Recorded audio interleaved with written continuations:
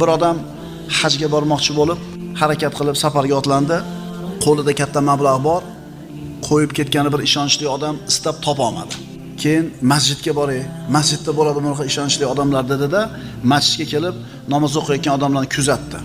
Namozxonlarni bir chekada turib tomosha qilib kuzatdi. Ana shularning ichida bitta odamning namozi bu kishiga yoqib qoldi. O'zini hokisor tutgan, ko'zlarini mahkam yumib olgan, qo'yinki namozi boshqalardan namozdan yaxshi. Namoz tugagandan keyin haligi odam oldiga kelib, "Vallohi, menga namozingiz yoqdi. Men hajga ketmoqchiman. Qo'yib ketgani bir omonatdor odamim yo'q. Katta mablag'imni sizga bir qo'yib ketay demoqchiman. Nima deysiz?" desa, haligi kishi nima deydi? "Men yana roza ham tutuvdim bugun" dedi. Dedi, bu kishi aytdiki, "Shu ro'zadorligingiz yoqmadi menga."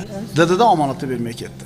Shu bildirgisi kelib turadi, lekin ixlosi bor odam buni yopadi.